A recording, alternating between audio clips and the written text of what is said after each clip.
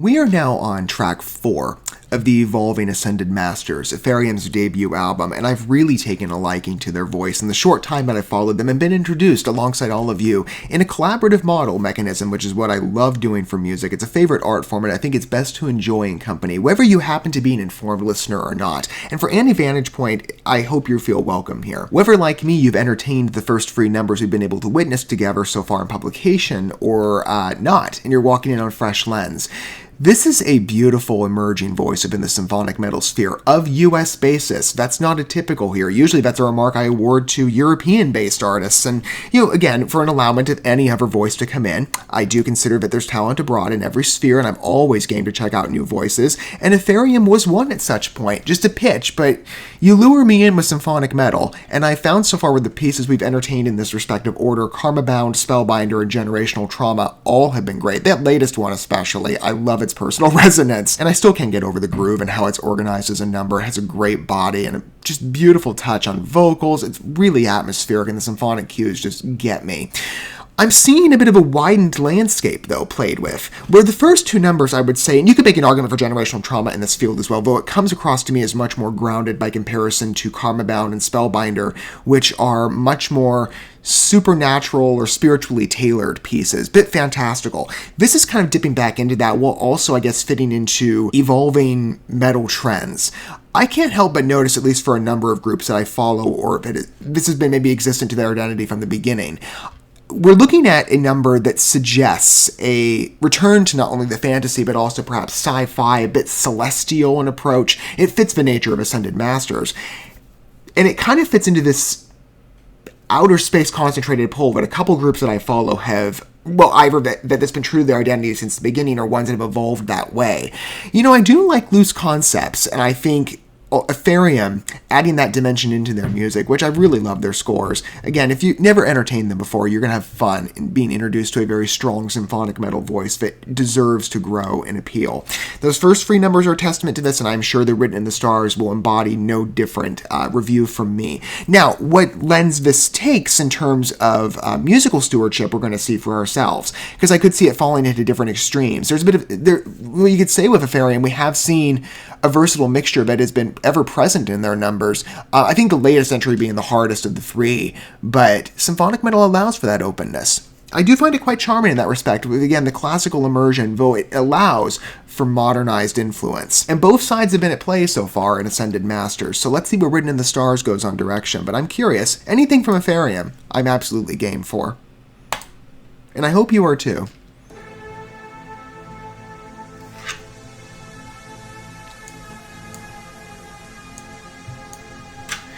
Synth-wise, I'm getting like 70s, 80s energy. I think it's a creative layer to throw in. If that's deliberate or not, it just might be a fun coincidence. It's written in the stars.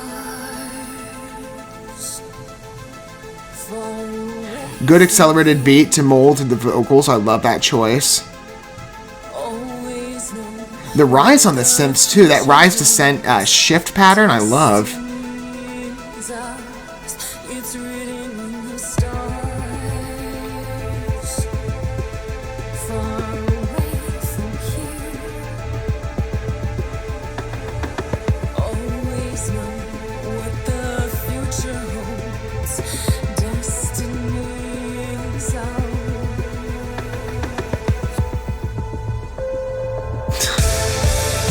You know what's reminding me of some of my favorites in the more cerebral, celestial cued groups. Just based on the way the synths are chosen to integrate and the touch they bear.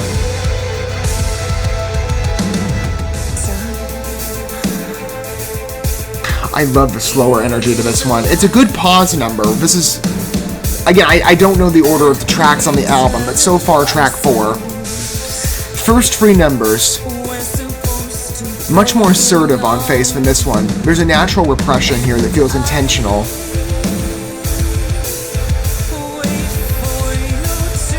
Good bass synths here too.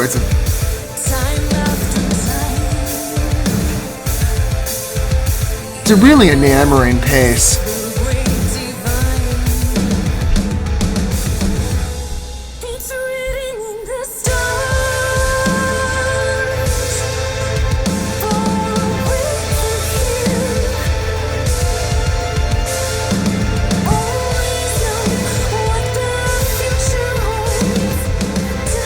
So we initiated on the chorus, I believe, at a lower octave.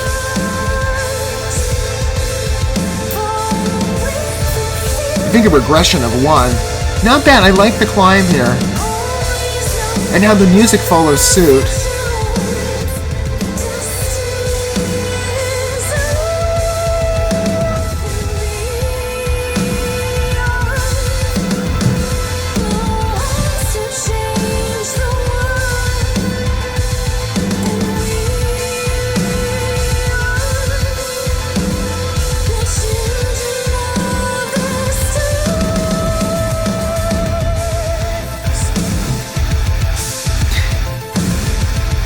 Oh, I like the enhancement too.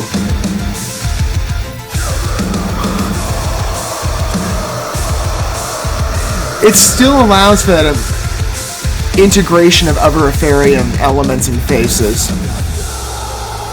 Despite a softer sound, that's gorgeous.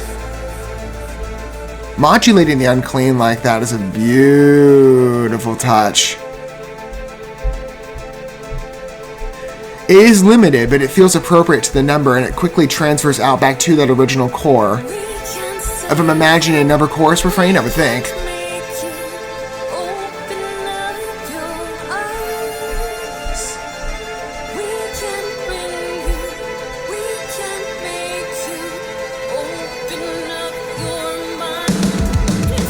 Yep.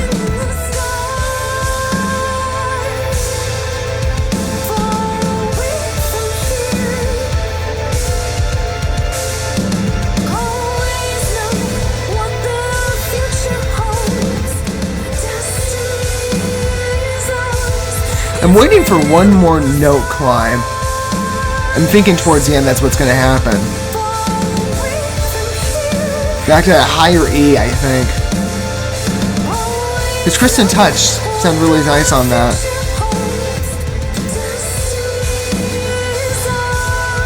Okay. Well, we've still got some space to the number. I think it ends on a lower note. Not bad though, it's fine. And to integrate as well that overlapped background unclean growl is nice.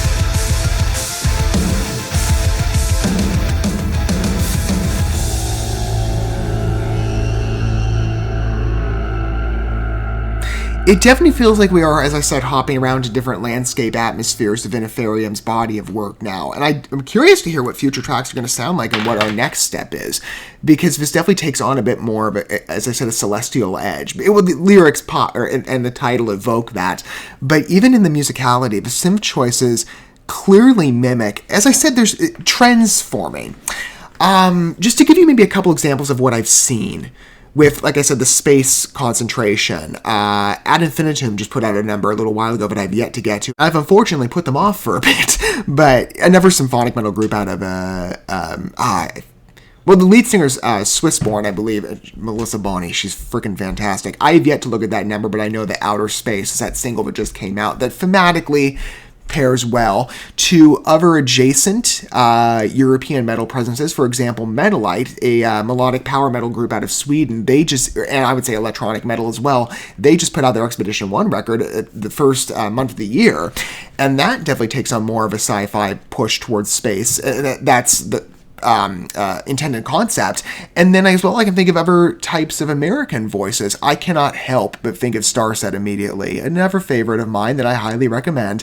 And the sci-fi push to their work, which has been intentional since the beginning, with the concept that's independent and focused on in different extremes, whether it be a rather dystopian Earth-set atmosphere or looking beyond that. What I'm thinking is explicitly the first two records, and you can make an argument as well for Horizons and some of the last couple singles we entertained as of last night, Brave New World and Brave New World, namely. Degenerate is much more grounded, I think, but at least in focus. But the first two records, Transmissions and Vessels, and Horizons as well, and well, maybe to some extent Divisions too.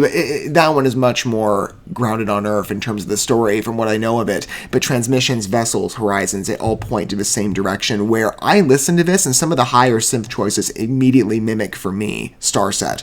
I don't know if perhaps that's an influence, but it's just a funny coincidence if so. But I love the touch here and how reminiscent it is for me to some of my particular electronic metal favorites, at least on influence of what's brought in here. And again, symphonic metal allows for that interactivity between different metal extremes. It still, though, allows for classical tones to be fleshed out, and there is still and that more visceral field, and that's what I get immediately just in hearing Written in the Stars as an experience paired to the vocal extremes. Nicely done, by the way. Not just of Kristen's vocals on the higher octave shift after the first chorus, which I believe is what establishes the song.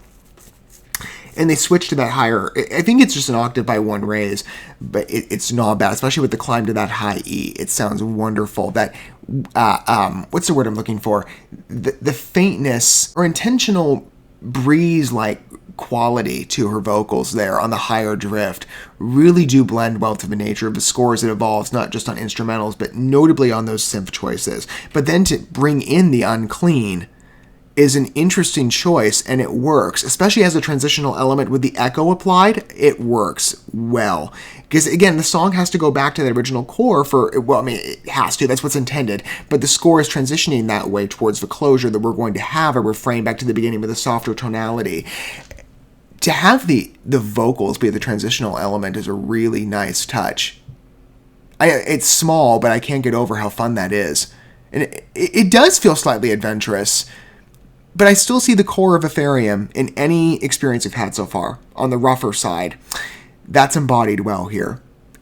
It's a great touch to the album, and it definitely feels like a pause number for things to come. Again, symphonic metal has that tonal versatility as well. Even within projects, I've seen it readily. And that's typical for many rock and metal offerings. You always have those pieces that slow things down a bit and allow for that space of breath.